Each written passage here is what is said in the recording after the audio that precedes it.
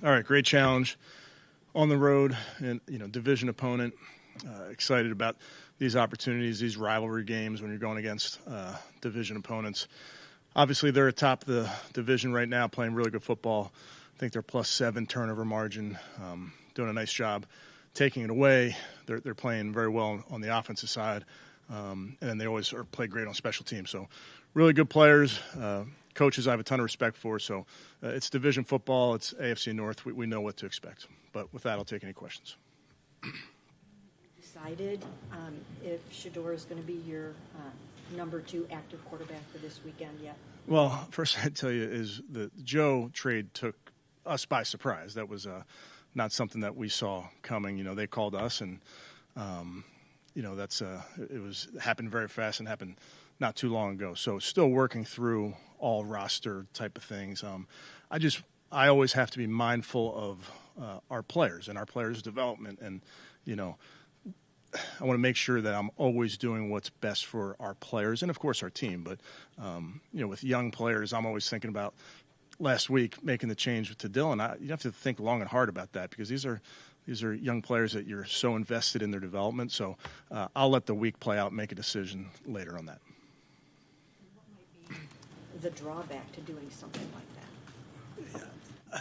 Yeah, I trust in all of our players. I trust in their ability and those type of things. I just always want to set our guys up for success, bottom line. So, like Monday afternoon, you didn't plan on trading Joe Flacco? No. Why did it happen, though? Why didn't you trade him? Well, obviously AB makes those decisions. I trust AB. We talk about every decision we make. They wanted Joe. They made the phone call. Obviously, it gives Joe an opportunity to go play again. But I trust in our decisions. Kevin, explain to the fans all the training camp reps devoted to Flacco and Pickett. Why wasn't it a waste of time, as it turns out? It's October and neither is here. Well, there's a lot of unknowns in football and in sports. You can't always predict injuries. You can't predict trades, those type of things. So that's sports. Do you feel like there's a leadership void in that young room that you have a quarterback? Yeah, it's a young room, but I believe in those guys that they're all working very hard. Obviously, Bailey's the elder statesman right now, but with Deshaun's in there, can provide great insight to the young guys, and I trust in Coach Musgrave, Coach Reese, those type of things. About making that deal. Mm-hmm. What's the concern level that you're trading Joe to a division rival that needs to start a quarterback? Yeah, I think we talked through all those things. I would let Andrew speak to that. I don't want to speak for him, but I trust in his decisions. You talked about how Dylan had received some reps with the starting offense the first 4 weeks of the regular season, even though he was quarterback too. Mm-hmm. So this week, do you plan to split some like those kind of last reps between Shedeur and Bailey, and then make a decision based on how they handle everything during the season? Need to work through it all, Daniel. Again. Really like the guys we have. We just got to work through all of it. I think you'll have 3 quarterbacks on the active roster for Sunday, so you can have one as the emergency guy? We'll see. I'm not sure yet. Is that as simple as if you do add 3, is it just Bailey, or would you guys potentially look at outside options? Yeah, again, I would just say it's early in the week, early in the process. Could you clarify the rule this year, in fact, and reverted to that? If you do activate a third quarterback, he has to be on the active roster. You can't just elevate him from the practice. I'm fairly certain that's the rule. Yeah. So you have to do that by Friday? Yeah, I'm not positive. Now we're in week 6. His workouts, have they changed? Have they ramped up? Where is he in relation to maybe where he was before his? Yeah, he's doing an excellent job with his rehab. I know we haven't seen him as part of the throwing process with the team and those type of things, but he's working very hard. Is he with his people, or is he working with your medical? With us, yeah. Do you foresee a time where he could get on the field this season? Yeah, I understand the question, but I'm so focused on this week, Mary Kay. A lot of videos where, and I realize posting a video and looking good doing that versus actually being in a practice football setting are 2 different things, but he seems to be posting a lot of stuff to say, hey, physically I'm back together and really close to being ready to go. So What doesn't match up there? He's working very hard. He's doing a great job in the meeting room. He's doing a great job in rehab. I'm not so concerned about what our guys are posting on social media, but maybe that's just me.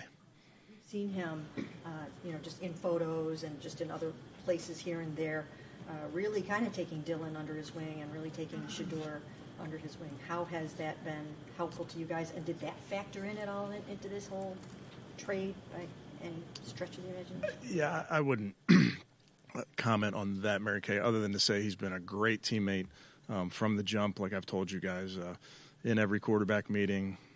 And all those guys, when you're in that room, everybody's preparing, working hard, working together. So he's doing a great job there. Waiting it out before you decide if he's going to be 2 or not. I guess, what do you need to see from him this week? Without Joe in that room, what are you hoping to see? Again, I wouldn't say there's one thing you need to see. I just, in my role, I have to do what's best for our players, our team, and I'm very, very invested in our player development, our young players' development, our quarterback development. So any decision I make, I want to just make sure that I'm doing what's right for our players. I guess if it does end up being Shador who's your quarterback too, just what have you seen from him to this point behind the scenes and the work that he's put in, and especially as you sort of go, if that was the case, you go to 2 rookie. I'm really, really pleased with our young guys and how they work. This is not a group that you have to prod into doing extra, whether that's in the weight room, in the meeting room, out on the fields. We are really pushing these guys to improve, and I see that from Shador. I see that from all these young guys, which is the fun part for us as coaches, to see a lot of the work that you're putting in that's showing up in how these guys are performing. Yeah, it's a focus for us as a football team to play better on offense. Obviously, to play better on offense, we need contributions from everybody. So that's my job. That's our coach's job. That's obviously our players' job to make sure that we're doing our best in those areas. Do you feel the need to address your veteran players about this trade and to convince them that this is the best interest of the team? Yeah, I talk to our veterans every day, and I think they understand what's in front of us and what's important. Were you disappointed with the way it ended for Flacco? Joe and I had a lot of conversations. I'll keep those private. Obviously, he's somebody that we in this building think very highly of, think highly of the person, think highly of the player. Disappointed in where we are, as a team, of course, but, hopeful for him. But really our focus turns into what's in front of us, which is, Steeler Week. Was Joe in here yesterday, or was he on the road when he was here? So you guys. Okay, so now you go to Pittsburgh with 2 rookie quarterbacks who've never won a game. Do you think this could be a case of ignorance is bliss? They go there not knowing the history of this team living in Pittsburgh. Thanks, Tony. Honestly, it's the game of football. It's the past doesn't really matter. What's in front of you matters. For Dylan, coming off of that start, obviously positives and negatives, but what's next for him, and also too, this offense getting you guys above that 17-point plateau? Yeah. I think there's certainly growth with players throughout a season. And obviously when you're talking about a quarterback, you play in your first game on the road or, internationally, if you will, against a very good team. Your second game is on the road in the division against a very good team. So these are all great challenges for young players, and to understand that you're trying to have incremental improvement week to week, and that will only come by the nature of the turns and the reps that you get. Everyone, when we ask you about having so many rookies, but what are the challenges, whether it's during the week or game day, from having so many young guys that you're counting on? Yeah, the thing I would tell you, Scott, is we're counting on a lot of young guys.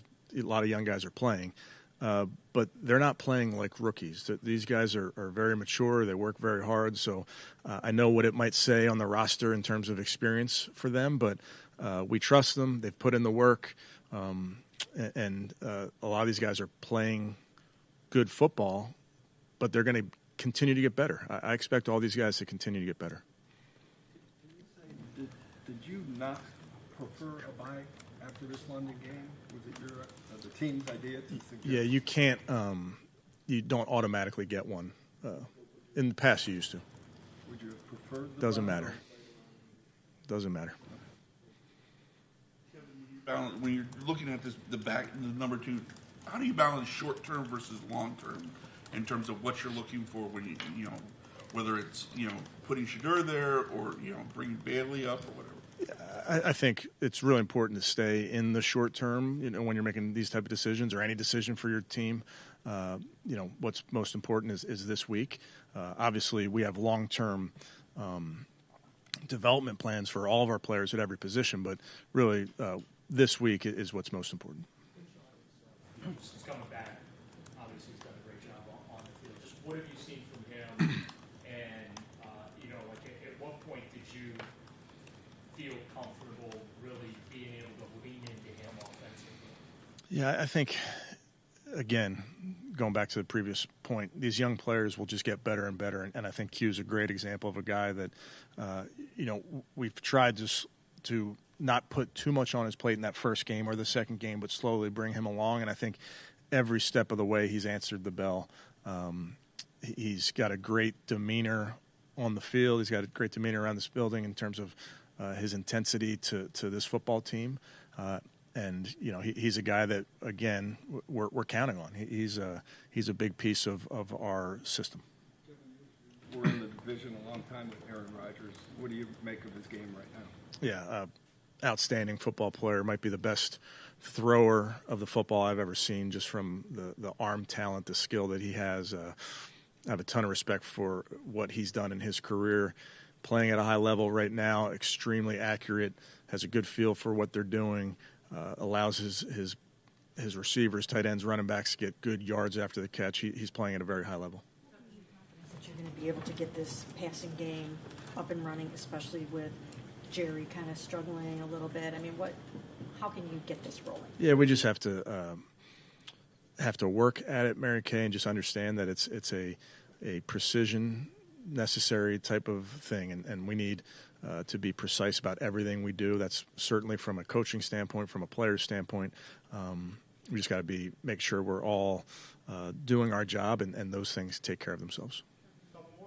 Ways that the Pittsburgh defense has forced. What do they do well, I guess, with that from what you guys are seeing? Yeah, they've always done an outstanding job taking the ball away. I think it's 5 interceptions, 5 fumbles, if I'm not mistaken. They can come in droves. They get their hands on balls in their spot drop zones. They certainly attack the football when they're tackling. So and last week was very similar against the Vikings, where you have to be always aware as a ball carrier, whether you're any position, you're a punt returner, kick returner, you name it, they're coming to attack the football. So ball security technique is at an absolute premium when you're going against them. You said you talked to your veteran leadership about the Flacco trade. Could you talk to the QB room specifically on what this means for them? Yeah, I won't get into specifics, obviously, with conversations with our guys, but yeah, I mean, when these things happen, they happen fast, and you gotta sometimes you gotta wait till it's official, quote unquote. So yeah, and then you have some conversations with your guys and just let them know what this means moving forward. Sort of developing. You say you were caught by surprise, but I mean, was it almost like phone call? I mean. Yeah, I don't remember the exact timing, but again, these things when it comes to trades, they can come together very, very quickly. This is one of those that is under that. So again, we're focused on what's in front of us, and that's really all we can think about right now.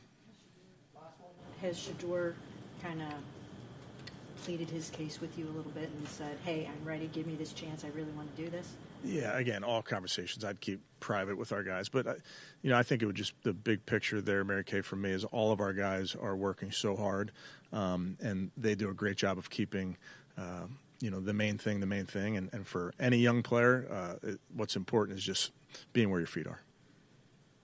Okay, thank you.